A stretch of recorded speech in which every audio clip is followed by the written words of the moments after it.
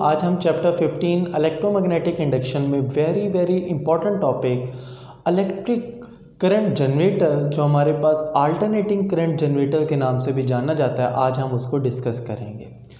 हम ये देखते हैं कि हमने प्रीवियस लेक्चर्स में हमने एक टॉपिक डिस्कस किया था कि कोई भी करंट कैरिंग कॉइल है, जब वो मैग्नेटिक फील्ड में मूव करता है तो उस पर टॉर्क एक्सपीरियंस होता है।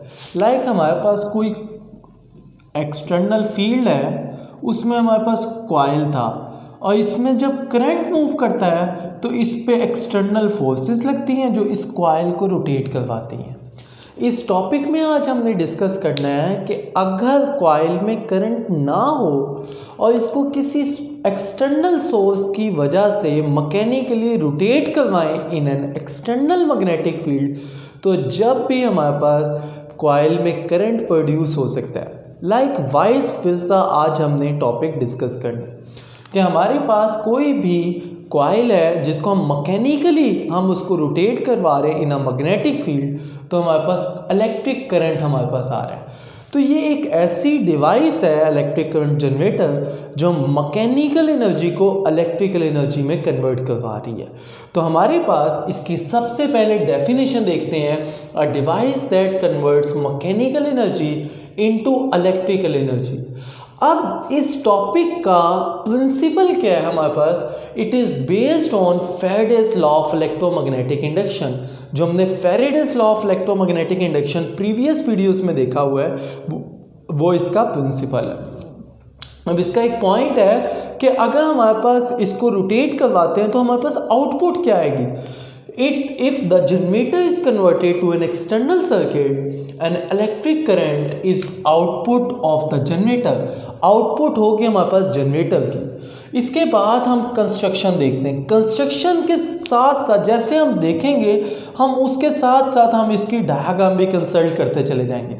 हमने ये देखें, सबसे पहले एक्सटर्नल मैग्नेटिक फील्ड लगाई नॉर्थ और साउथ पोल के साथ। तो हमारे पास uniform magnetic field is provided by north and south pole. North and south pole face of a strong magnets. तो हमारे पास एक स्ट्रॉन्ग मैग्नेट हमने जो एक्सटर्नल सोर्स पे वर्क कर रहा है, उसके तौर पे हमने एक्सटर्नल मैग्नेटिक फील्ड प्रोवाइड की। उसके बाद ये हमारे पास एक रेक्टेंगुलर कॉइल बना है, ये ABCD।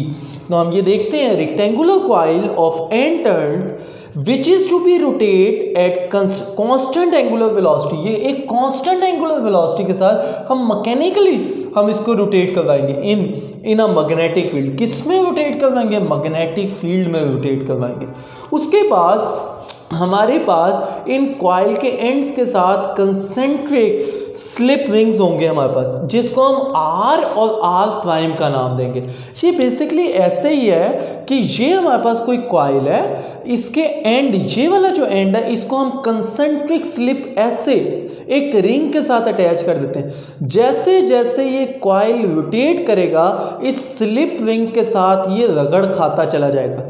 ऐसे ही हमारे पास कि जैसे जैसे ये रोटेट करेगा, स्लिप रिंग्स के साथ ये क्या करता चला जाएगा? रगड़ खाता जाएगा।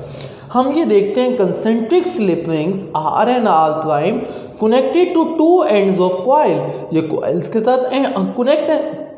अब जैसे ही स्लिप रिंग्स होंगे, इनके साथ ही कार्बन ब्रशेज होंगे, ये वाले, इनके साथ ही हमारे पास कार्बन ब्रशेज होंगे। जैसे जैसे कॉइल रोटेट करेगा, कार्बन ब्रशेज मूव करेंगे, उनके साथ ये कार्बन ब्रशेज जो हैं वो हमारे पास अगेंस्ट इसके मूव करते चले जाएंगे, रगड़ खाते चले जाएंगे। और जैसे ही रगड़ खाएंगे, इनको करंट प्रोवाइड करता चला जाएगा कार्बन ब्रशेस को, और हमारे पास आउटपुट सर्किट कहीं जो भी हमारे पास होगा, लाइक फैन हो, बल्ब हो या कोई भी चीज़ हो, वो उसके साथ कनेक्ट होकर हमारे पास इलेक्ट्रिसिटी प्रोवाइड करेगा। तो हम ये देखते हैं हमारे पास carbon brushes against which rings slide rotates in a magnetic field. उसके बाद यही हमारे पास एक्सटर्नल सोर्स की वजह से एक्सटर्नल करंट का बाइस बनेंगे। External terminal taken out from the carbon brushes. Carbon brushes के साथ हमारे पास एक्सटर्नल सोर्स या एक्सटर्नल सर्किट कनेक्ट होगा जो इलेक्ट्रिसिटी प्रोवाइड करेगा।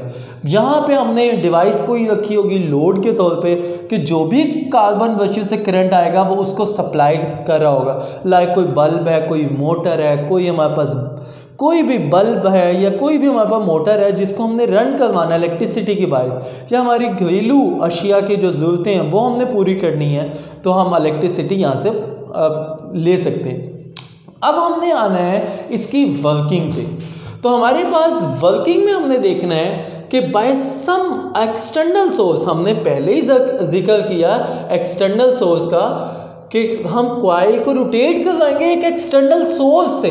तो हमारे पास external source of the coil is made to rotate about the axis in the magnetic field. एक हमारे पास कांस्टेंट एक्सिस के अलोंग ये रोटेट करवाएंगे अकॉर्डिंग टू फैराडेज लॉ। क्यों? क्योंकि इसका प्रिंसिपल है Faraday's law of induce EMF is produce. Induce EMF आएगी in the coil which is in fact the motional EMF that appears across the external terminals।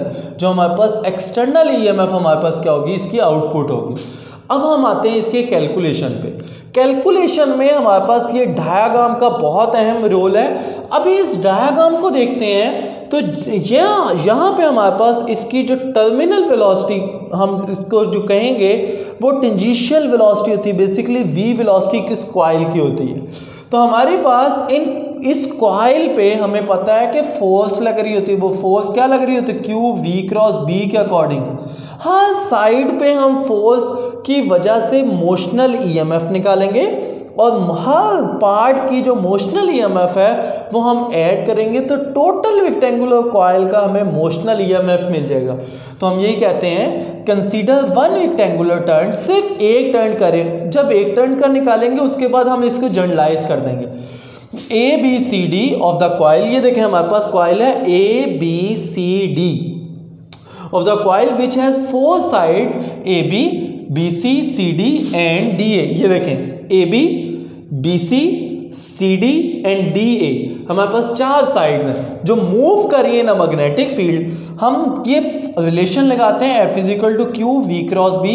Motional EMF exist in the sides. अब हमें वो बता रहा है कि motional EMF कहाँ कहाँ एग्जिस्ट करेगी।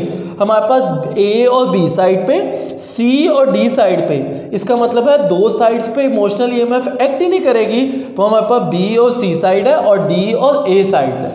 तो हमारे पास वो कहता है CD which is cause clockwise induced current and no motional EMF exists in the sides BC and DA where EAB is equal to VBL sin theta। VBL sin theta क्यों आया?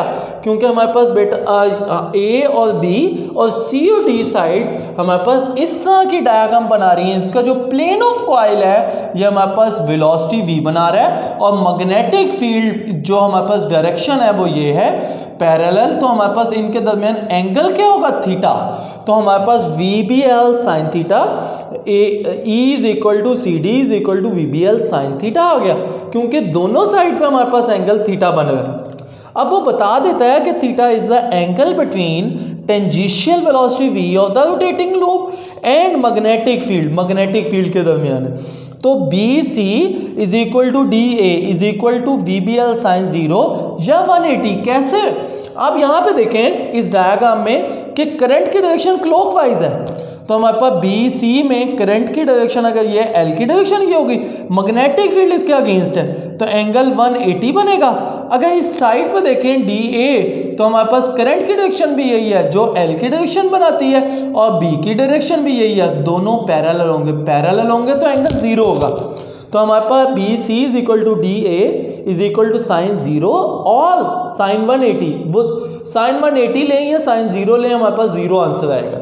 इसके बाद अब हम टोटल EMF पे आते हैं। तो total EMF across the external terminals is EAB plus E B C plus E C D plus E D A.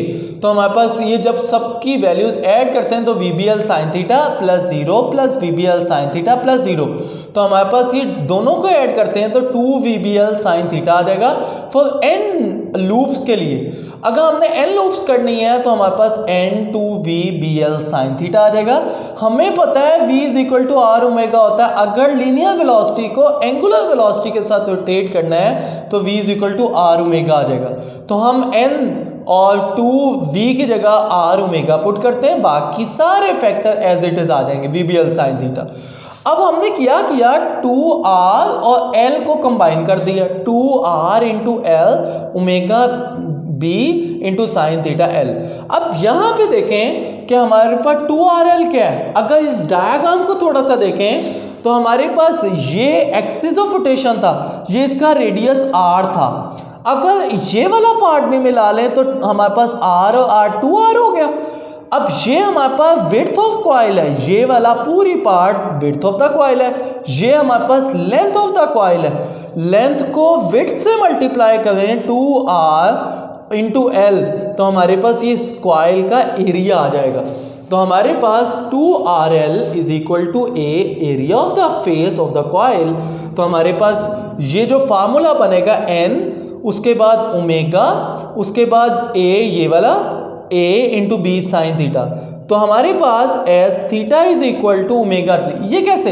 Angular velocity की डेफिनेशन पड़ी हुई है, एंगुलर डिस्प्लेसमेंट ओवर टाइम। तो हमारे पास क्या होता है, थीटा को अगर इधर रखें तो omega t is equal to theta आ जाएगा। ये रिलेशन हम थीटा की जगह पुट कर देते हैं। तो omega epsilon is equal to n नवाब साइन ओमेगा टी आ गया।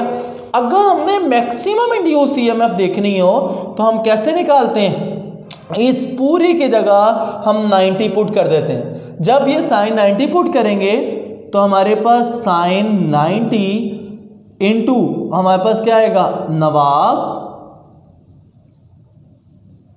Is equal to epsilon on. तो हमारे पास साइन 90 की क्या वैल्यू होती है 1। तो हमारे पास ये मैक्सिमम ये पीक ईएमएफ आएगी जिसको नवाब से रिप्रेजेंट करते हैं हम। तो हमारे पास ये नवाब आ गया जिसको हमने एप्सिलॉन नॉट से रिप्रेजेंट किया। नवाब की वैल्यू क्या है, एप्सिलॉन नॉट। तो हमारे पास ये वाली वैल्यू अबव इक्वेशन में पुट करते हैं तो हमारे पास E is equal to epsilon naught sine omega t आ गया। इसको इक्वेशन 1 कहते हैं। इसके बाद करंट की वैल्यू अब हम निकालते हैं कि हमारे पास करंट क्या आएगा। अच्छा, E is equal to E naught sine omega T हो गया। इसके बाद हम करंट देखते हैं। If R is the resistance of the coil then Ohm's law के मुताबिक the induced current through the coil which is also current between external terminals of the coil। तो हमारे पास V is equal to I R formula होता है। अगर हमने potential को एप्सिलॉन से रिप्रेजेंट किया तो यहाँ पे आई आर आ जाएगा। अगर I निकालना तो R डिवाइड हो जाएगा तो E ओवर R आ जाएगा। अब यहाँ पे ये देखना है कि जो E की वैल्यू है ये हम इक्वेशन 1 से पुट करेंगे। इक्वेशन 1 क्या है, E is equal to E naught sine omega t. जब ये वाली वैल्यू पुट की e naught over r sine omega t तो I is equal to I naught, ये वाली जो वैल्यू है ये पीक वैल्यू ऑफ करंट आ जाएगा। तो I naught sine omega t आ जाएगी। वे आई नॉट क्या है, ई नॉट ओवर आर, जो हमारे पास किसके बराबर आती है, नवाब ओवर आर एन डब्ल्यू ए बी। तो ये हमारे पास था मैक्सिमम करंट। आज की वीडियो हम यहीं पे कंक्लूड करते हैं। अगर आपको मेरी वीडियो पसंद आई हो तो लाइक करें, शेयर करें एंड सब्सक्राइब लाजमी करें और फीडबैक देना ना भूलिएगा।